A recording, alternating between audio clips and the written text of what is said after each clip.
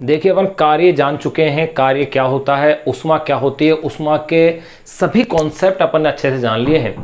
अब यहाँ अपन जानेंगे कार्य और उष्मा की तुल्यता क्या है, यानी उनमें क्या समानता है, एक्चुअल में दोनों है क्या।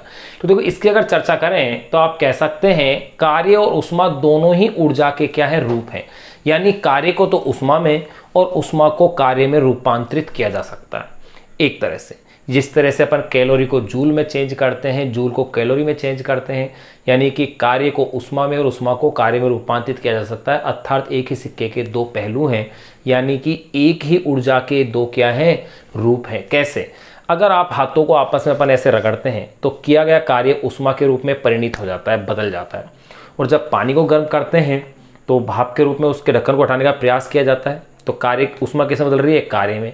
भाप इंजन के अंदर यही होता है कि दी गई जो उष्मा है वो एक्चुअली किस में रूपांतरित होती है, कार्य के रूप में। जब आप किसी लोहे के टुकड़े को काटते हैं तो लोहे का टुकड़ा गर्म हो जाता है, यानी कि कार्य किस में बदल रहा है, उष्मा के रूप में, यानी कार्य को उष्मा में। लेकिन एक चीज ध्यान रखिएगा, कार्य को उष्मा में 100% बदला जा सकता है, लेकिन उष्मा को कार्य में 100% 100% नहीं बदला जा सकता। यही उष्मा गतिकी का क्या है, द्वितीय नियम है, सेकेंड लॉ ऑफ थर्मोडायनेमिक्स। ध्यान रखना, उष्मा गतिकी है क्या, यानी कि भौतिक विज्ञान की वह शाखा होती है जिसमें कार्य का उष्मा में और उष्मा का कार्य में रूपांतरण का अध्ययन किया जाता है। जिस शाखा में, उसे ही कहते हैं उष्मा गतिकी। उष्मा गति का एक नियम अपन ने जान लिया था, जुलोट, यानी कि जीरोथ लॉ ऑफ थर्मोडायनेमिक्स, उष्मा गतिकी का शून्यांक के नियम। उष्मा गतिकी का जो शून्यांक के नियम है वो ताप की अभिधारणा को प्रस्तुत करता है कि ताप है क्या, यानी वह कारक जिसके कारण उष्मा का प्रवाह होता है, वह कारक जिसके कारण उष्मा का प्रवाह होता है वो क्या था, ताप, यानी कि शून्यांक के नियम। और उष्मा गति का जो प्रथम नियम है वो जूल के नियम के तुल्य है, जिसे अपन अभी पढ़ेंगे। और सेकंड नियम मैंने बता ही दिया कि कार्य को 100% अपन उष्मा में बदल सकते हैं, लेकिन उष्मा को 100% कार्य में रूपांतरित नहीं किया जा सकता। तीनों नियमों का अपन ने जिक्र कर लिया है। अब पहले अपन ये टॉपिक जान ले, कार्य एवं उष्मा की तुल्यता।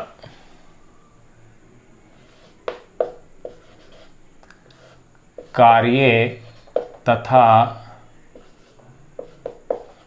उष्मा की तुल्यता, कार्य तथा उष्मा की तुल्यता, यानी इक्विवेलेंस ऑफ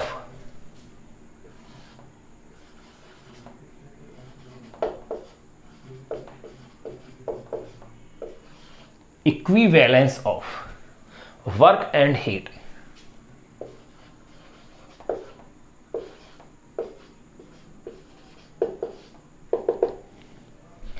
कार्य तथा उष्मा की तुल्यता। तो देखिए, कार्य और उष्मा के बारे में सबसे पहले रमफोर्ड ने संबंध बताया। तो सर्वप्रथम अपन ये लिख सकते हैं, सर्वप्रथम रमफोर्ड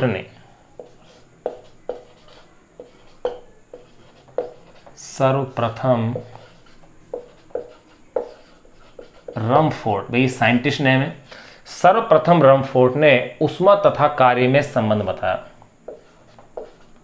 रमफोर्ड ने उष्मा तथा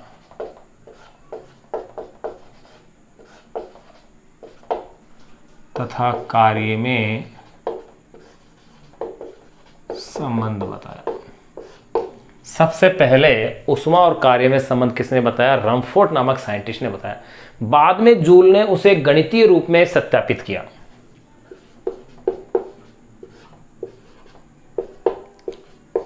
बाद में उसे जूल, ये भी वही साइंटिस्ट ही नेम है जिस तरह से रमफोर्ड था, लेकिन ध्यान रहे कार्य और उष्मा में सबसे पहले संबंध रमफोर्ड ने बताया, लेकिन उसे गणितीय रूप में सत्यापित करने वाले साइंटिस्ट कौन है, जूल। बाद में उसे जूल ने गणितीय रूप में सत्यापित किया। जूल ने उसे गणितीय रूप में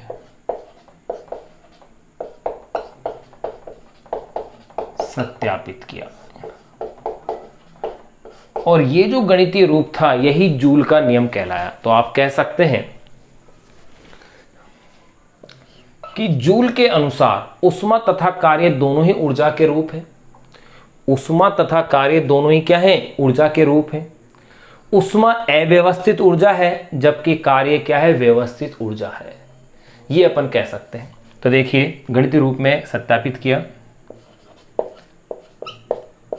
जूल के अनुसार कुछ पॉइंटों को अपन फॉलो कर सकते हैं। क्या क्या पॉइंट अपन कह सकते हैं? नंबर फर्स्ट, पहला अपन ये कह सकते हैं उष्मा तथा कार्य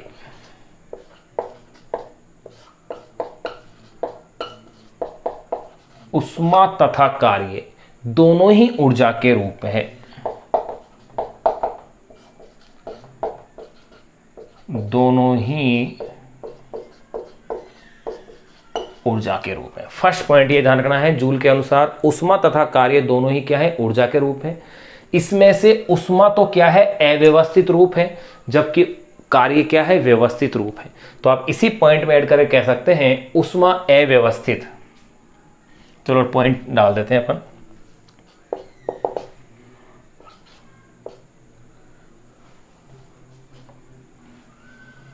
सर्वप्रथम रमफोर्ड ने उष्मा तथा कार्य में संबंध बताया, बाद में उसे जूल ने गणितीय रूप में सत्यापित किया। जूल के अनुसार उष्मा तथा कार्य दोनों ही ऊर्जा के रूप हैं। उष्मा अव्यवस्थित ऊर्जा है।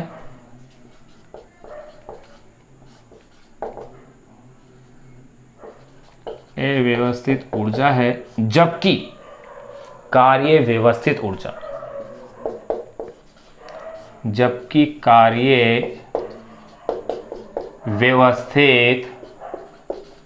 ऊर्जा है। ये ध्यान।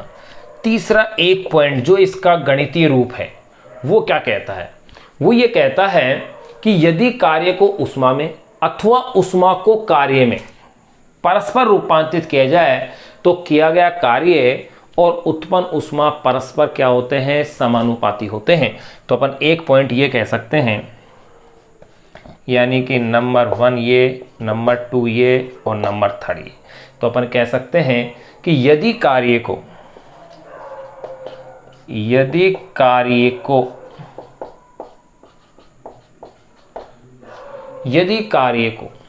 उष्मा में अथवा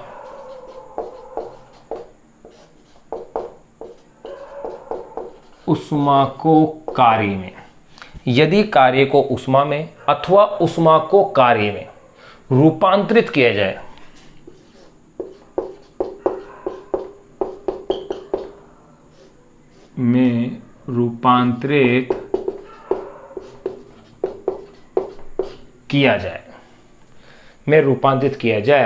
तो यदि कार्य को उष्मा में अथवा उष्मा को कार्य में रूपांतरित किया जाए तो अगर एक दूसरे में अपन बदल दें तो किया गया कार्य W, तो किया गया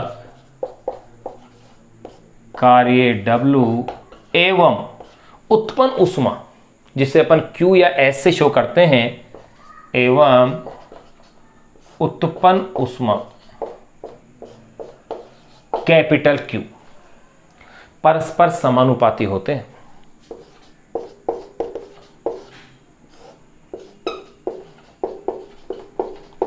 परस्पर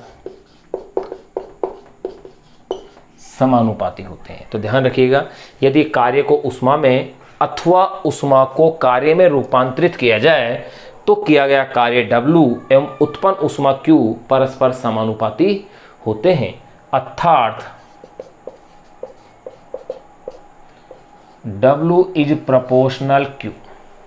जैसे ही अपन इस प्रोपोर्शनल के साइन को हटाते हैं एक नियतांक J लग जाता है। इस नियतांक को कहा जाता है उष्मा का यांत्रिक तुल्यांक, और ये कोई भौतिक राशि नहीं है, यही रूपांतर गुणक है। यानी जिसकी सहायता से कार्य को तो उष्मा में और उष्मा को कार्य में रूपांतरित किया जा सकता है। कैसे? देखो, अगर आपके पास उष्मा दी हुई है तो उसे आप जे से मल्टीप्लाई कर दीजिए, वो कार्य बदल जाएगा। अगर कार्य आपके पास है उसमें जे का भाग दे दीजिए। तो आप क्या कह सकते हैं, अर्थात W is equal to Q, sorry W is proportional Q या W is equal to J Q. ये अपने पास इक्वेशन आ गई है। यहाँ इस इक्वेशन में कह सकते हैं आप कि यहाँ J एक नियतांक है जिसे उष्मा का यांत्रिक तुल्यांक कहते हैं। यहाँ J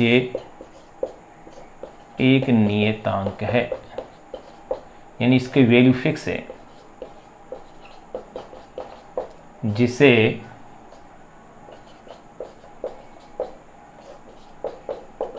उष्मा का यांत्रिक तुल्यांक, यहां J एक नियतांक है जिसे उष्मा का यांत्रिक तुल्यांक यानी mechanical equivalent of heat,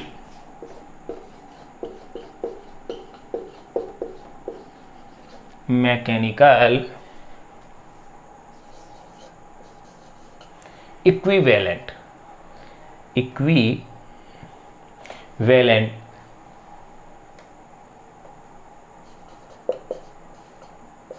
mechanical equivalent of heat, जिसे यहाँ J एक नियतांक है जिसे उष्मा का यांत्रिक तुल्यांक यानी मैकेनिकल इक्विवेलेंट ऑफ हीट कहते हैं।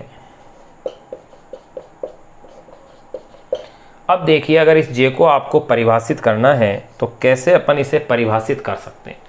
गौर कीजिए, यदि अगर Q की वैल्यू यानी ऐसा हो, यदि Q is equal to 1 kilo calorie हो तो, गौर कीजिए, अगर Q is equal to 1 kilo calorie हो तो W इज इक्वल टू क्या हो जाएगा, J हो जाएगा। तो यहाँ से एक डेफिनेशन आ गई कि अर्थात उष्मा के लिए, अर्थात यांत्रिक तुल्यांक, अर्थात उष्मा का यांत्रिक तुल्यांक उस कार्य के तुल्य है जो 1 किलो कैलोरी उष्मा क्या कर दे, उत्पन्न कर दे।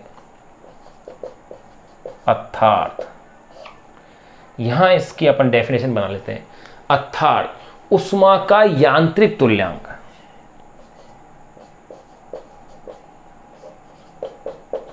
उष्मा का यांत्रिक तुल्यांक, अर्थात उष्मा का यांत्रिक तुल्यांक उस कार्य के तुल्य है,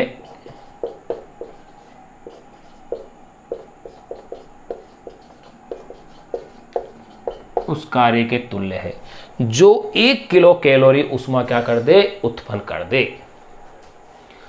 तो देखिएगा, अपन ने इसमें पढ़ रहे थे कार्य तथा उष्मा की तुल्यता, equivalence of work and heat.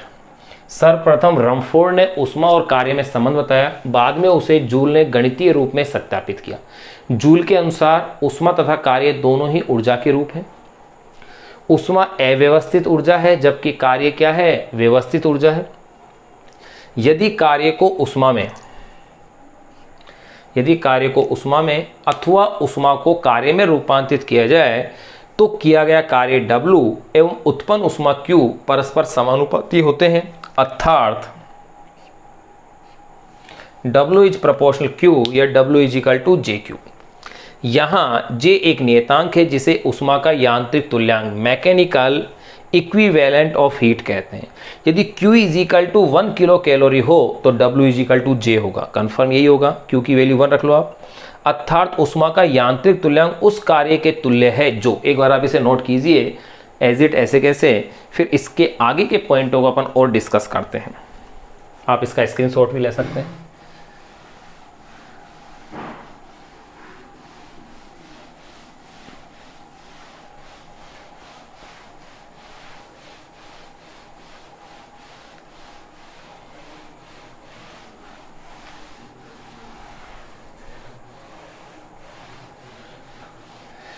तो देखिए, अपन ने यहाँ पर डेफिनेशन दे रहे थे जे की, यदि Q is equal to 1 kilo calorie हो तो W is equal to J, अर्थात उष्मा का यांत्रिक तुल्यांक उस कार्य के तुल्य है जो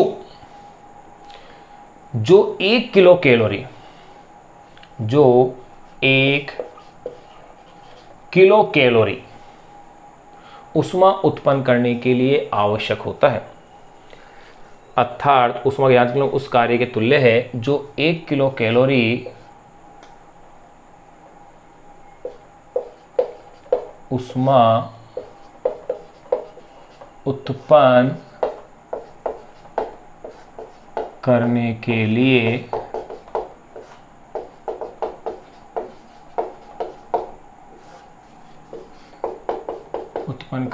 लिए आवश्यक होता है। जो 1 किलो कैलोरी उष्मा उत्पन्न करने के लिए क्या होता है, आवश्यक होता है। अब देखो यहां अपन ने इसकी डेफिनेशन दे दी है। जूल का ध्यान रहे कि जो नियम है ये ऊष्मागतिकी के प्रथम नियम के क्या है, तुल्य है। प्रथम नियम या जो कि ऊर्जा संरक्षण के सिद्धांत पर आधारित है, तो आप कह सकते हैं कि जूल का नियम, देखिए ऊष्मागतिकी के 3 नियम जाने थे अपन ने। एक होता है ऊष्मागतिकी का शून्यांकीय नियम जो कि ताप की परिभाषा देता है। फिर है ऊष्मागतिकी का प्रथम नियम जो कि ऊर्जा संरक्षण के सिद्धांत पर आधारित है। उसके अनुसार किसी भी निकाय को दी गई उष्मा बाह्य जो बल है उसके विरुद्ध कार्य कर रही है, साथ में उस निकाय की आंतरिक ऊर्जा में क्या करती है, वृद्धि। जो दूसरा नियम है ऊष्मागतिकी का, उसके अनुसार कार्य को उष्मा में बदला जा सकता है 100%, परंतु उष्मा को पूर्णतः कार्य में नहीं बदला जा सकता। देखिएगा, तो अपन कह सकते हैं जूल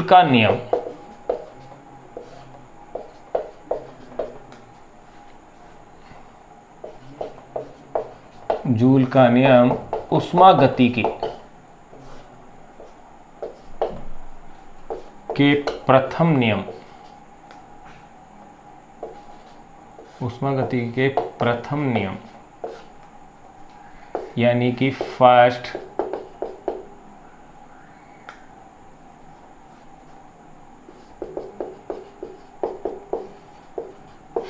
लॉ ऑफ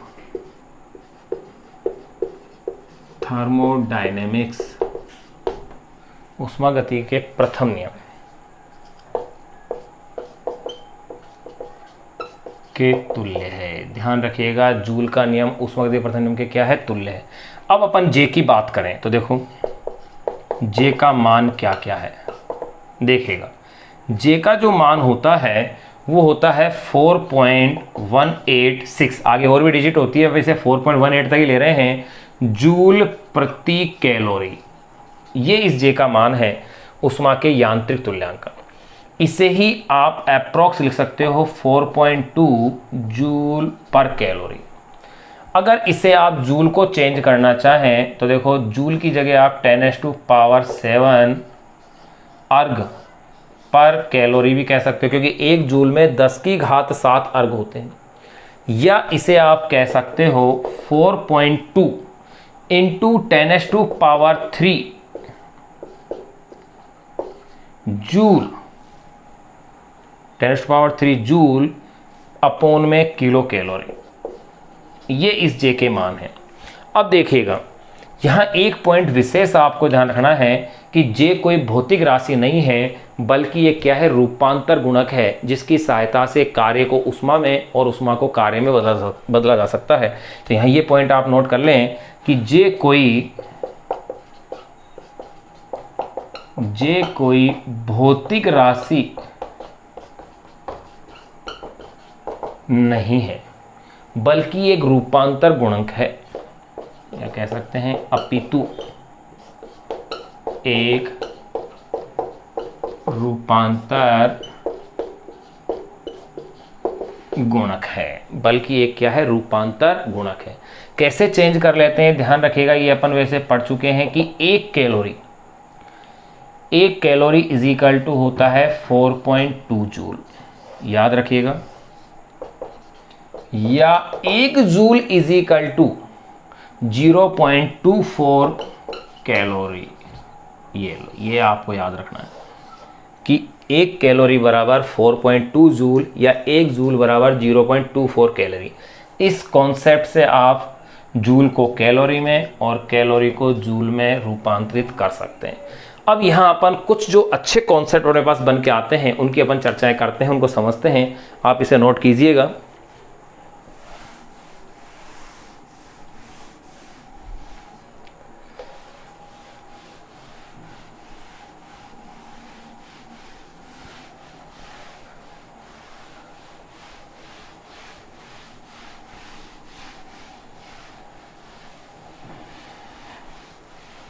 देखिए भी क्या कॉन्सेप्ट अपने पास निकल के आते हैं, उन पे ध्यान दीजिएगा। आपके पास फॉर्मूला यह है W = JQ, ये आपके पास फॉर्मूला है। और ये भी आपको पता है कि यहां पर J = 4.2 जूल पर कैलोरी है। ये दो अपने पास कॉन्सेप्ट हैं। अब इनके आधार पर जो क्वेश्चंस बन सकते हैं ऑब्जेक्टिव अच्छे क्वेश्चंस, वो क्वेश्चन कहाँ और कैसे हैं उन पे जरा गौर कीजिएगा। 4.2 यानी कि J की वैल्यू ग्रेटर देन 1 है, ग्रेटर देन क्या है 1 है। तो देखिएगा यहां अपन कह सकते हैं कि W इज ग्रेटर देन हमेशा क्या होगा, Q होगा। क्यों होगा, चूंकि J इज ग्रेटर देन क्या है 1 है। भाई यहाँ क्योंकि जो भी वैल्यू है वो J से मल्टीप्लाई हो रही है, J की वैल्यू क्या है 1 से ज़्यादा है, तो इसका वाला W क्या होगा, हमेशा Q से ज़्यादा होगा। लेकिन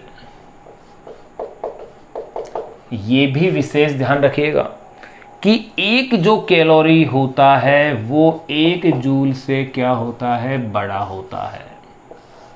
एक कैलोरी कैसे, ये देखो फिर से आप ध्यान रख सकते हैं। अभी थोड़ी देर पहले आपको बताया था कि चूंकि 1 कैलोरी = 4.2 जूल होता है। देख लो 1 कैलोरी के अंदर 4.2 जूल होता है, एवं 1 जूल = 0.24 क्या होता है, कैलोरी। ये फर्क है। तो ध्यान रहे W तो Q से बड़ा होता है लेकिन कैलोरी जूल से बड़ा होता है। ये दो स्पेशल पॉइंट्स आपको ध्यान रखने हैं जिन पर कि ऑब्जेक्टिव क्वेश्चन बहुत अच्छे से बन सकता है। बड़ा ही सिंपल कॉन्सेप्ट है कि calorie is greater than joule होता है, लेकिन यहाँ पर W इज ग्रेटर देन क्या है, Q है। क्यों और कैसे है ये अपन ने यहाँ अच्छे से इसको एक्सप्लेन कर लिया है। यहाँ ये चीज़ आपको स्पेशली ध्यान रखनी है। अब अपन कुछ तथ्य और अपन जान लेते हैं। ध्यान रहे कि जैसे W = JH फॉर्मूला है, तो जो W है वो तो 100%, H की जगह अपन Q ले लेते हैं क्योंकि ऊष्मा को Q से रिप्रेजेंट किया है, तो ये तो इसमें 100% चेंज हो जाएगा, रूपांतरित हो जाएगा। लेकिन ऊष्मा 100% W में चेंज नहीं होगी, ये ध्यान रखना। और यही क्या कहलाता है,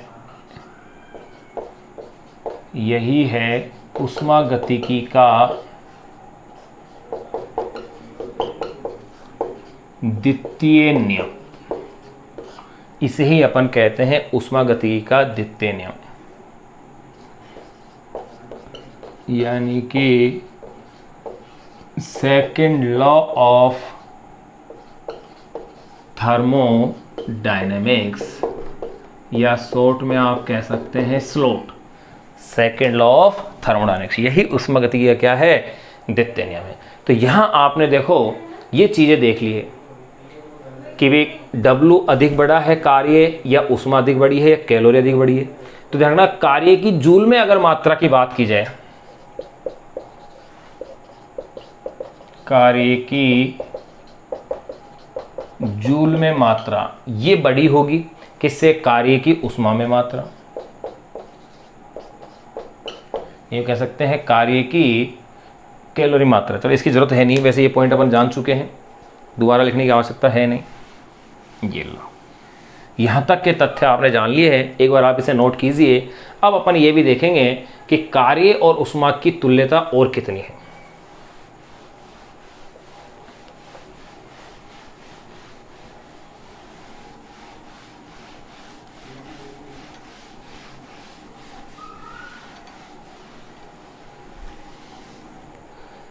देखिए कार्य और ऊष्मा की तुल्यता के संदर्भ में आपने ये देख लिया था कि जूल के नियम के अकॉर्डिंग W = JQ था, जहां पर J एक रूपांतर गुणक था, ने की एक भौतिक राशि जिसका मान 4.2 जूल पर कैलोरी था।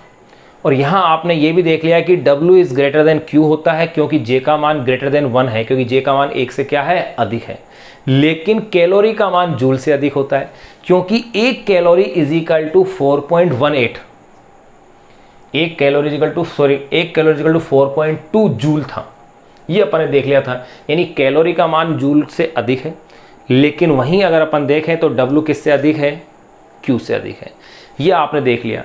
कार्य को उष्मा में बदला जा सकता है 100%, लेकिन उष्मा को 100% कार्य में नहीं बदल सकते। अब कार्य और उष्मा की तुल्यता की और कुछ बातें और अपन करें। एक और देखा था कि जूल के अकॉर्डिंग कार्य और उष्मा दोनों ही ऊर्जा के रूप हैं, बस फर्क इतना सा है, उष्मा अव्यवस्थित रूप है ऊर्जा का, जबकि कार्य उसका व्यवस्थित रूप है। उष्मा कैसा था, अव्यवस्थित, जबकि कार्य कैसा है, व्यवस्थित है। अब कुछ पॉइंट और अपन इसके जानते हैं कार्य और उष्मा की तुल्यता के संदर्भ में। तो आप कह सकते हैं कार्य उष्मा एक दूसरे के तुल्य हैं। आप कह सकते हैं कार्य एवं उष्मा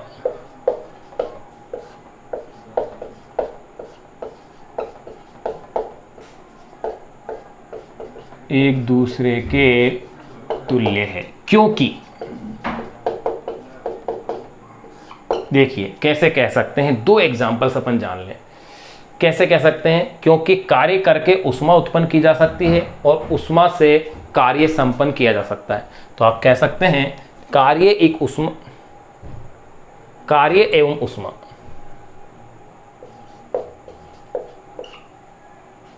कार्य एवं उष्मा एक दूसरे के तुल्य है, क्योंकि कार्य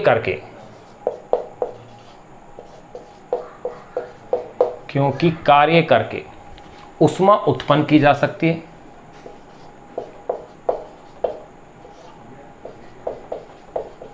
उष्मा उत्पन्न की जा सकती है, क्योंकि कार्य करके उष्मा उत्पन्न की जा सकती है, तथा उष्मा द्वारा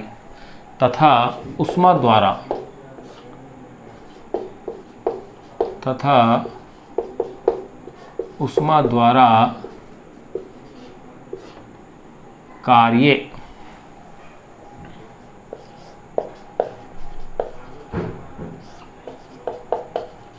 संपन्न किया जा सकता है। क्योंकि कार्य करके उष्मा उत्पन्न की जा सकती है तथा उष्मा द्वारा कार्य संपन्न किया जा सकता है। जैसे अब जरा आप इसके एग्जांपल्स देखें, कैसे भाप इंजन, मोटर इंजन, जैसे भाप इंजन, मोटर इंजन, रॉकेट,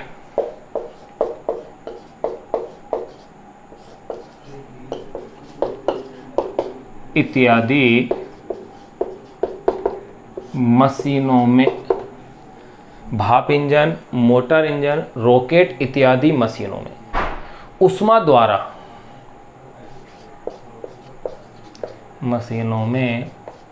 द्वारा कार्य संपन्न किया जाता है। बिल्कुल क्लियर चीज है, उष्मा द्वारा कार्य संपन्न किया जाता है। एवं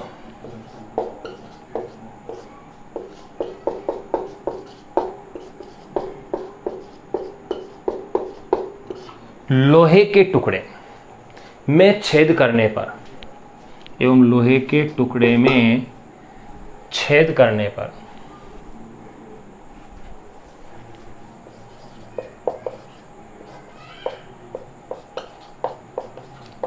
देखिए लोहे के टुकड़े में अपन छेद करें या लोहे के गर्डर यानी लोहे के बड़े से टुकड़े को अगर अपन काटते हैं तो टुकड़ा क्या होता है, गर्म हो जाता है। तो यहाँ क्या हुआ, किया गया कार्य उष्मा में क्या हो रहा है, परिवर्तित हो रहा है, उसमें परिणित हो रहा है। तो आप कह सकते हैं भाप इंजन, मोटर इंजन, रॉकेट इत्यादि मशीनों में उष्मा द्वारा कार्य संपन्न किया जाता है एवं लोहे के टुकड़े में छेद करने पर या लोहे के गर्डर को काटने पर या लोहे के गर्डर को काटने पर कार्य उष्मा में परिणित हो जाता है। तो आपने कह दिया कि लोहे के टुकड़े में छेद करने पर या लोहे के गर्डर को काटने पर कार्य की उष्मा में कार्य की ऊष्मा में परिणति, उसमें रूपांतरण, कार्य की ऊष्मा में परिणति हो जाती है, यानी कि कार्य ऊष्मा के रूप में बदल जाता है। यह परिणति की जा सकती है कि ऊष्मा में परिणति की जा सकती है। ये लीजिए, तो यहां आपने देख लिया कि कार्य और ऊष्मा एक दूसरे के क्या हैं, तुल्य है। अब देखो एक कॉन्सेप्ट जो लास्ट अपन पहले भी जान चुके हैं, अगर तापांतर के कारण ऊर्जा का स्थानांतरण एक वस्तु से दूसरी वस्तु में होता है तो उसे कहा जाता है, तापांतर के कारण जो ऊर्जा का स्थानांतरण एक वस्तु से दूसरी वस्तु में होता है उसे कहा जाता है ऊष्मा, और बिना तापांतरण के होता है तो वो होता है कार्य। तो अब ये पॉइंट भी आप इसमें नोट कर सकते हैं अपन कि जब बिना तापांतर के, जब बिना तापांतर के, यहां ऊष्मा और कार्य में डिफरेंस आ गया एक तरह से, मान लो आप, तो आप यहां कह सकते हैं जब बिना तापांतर के ऊर्जा का स्थानांतरण, जब बिना तापांतर के ऊर्जा का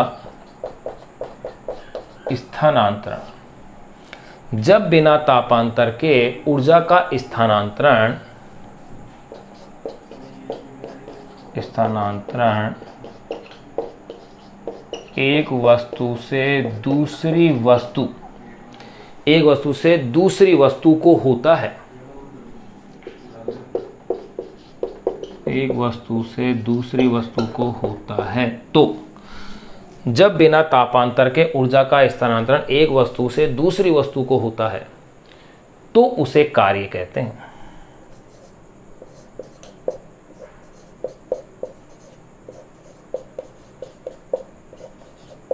तो उसे कार्य कहते हैं। एवं जब तापांतर के कारण होता है, एवं जब तापांतर के कारण, एवं जब तापांतर के कारण ऊर्जा का स्थानांतरण होता है, एवं जब तापांतर के कारण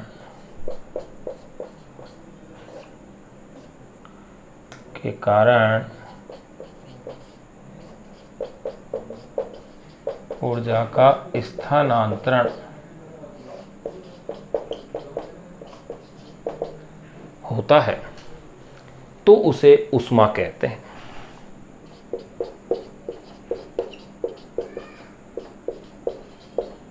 तो उसे ऊष्मा कहते हैं। तो अपन इस प्रकार कार्य एवं ऊष्मा एक दूसरे के तुल्य हैं। स्पष्ट हो गया?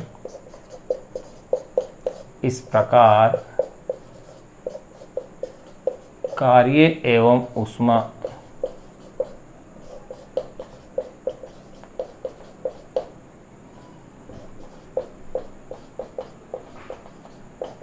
एक दूसरे के क्या है, तुल्य है, अर्थात एक ही भौतिक राशि के दो रूप हैं। ये आपने प्रूफ कर लिया है।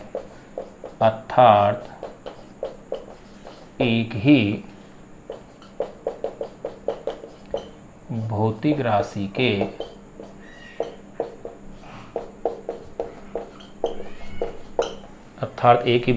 क्या है, दो रूप हैं। तो देखिए आपने ये प्रूफ कर लिया कि कार्य और ऊष्मा वाकई में एक ही भौतिक राशि के क्या है, दो रूप है। यानी कार्य को ऊष्मा में और ऊष्मा को कार्य में रूपांतरित किया जा सकता है।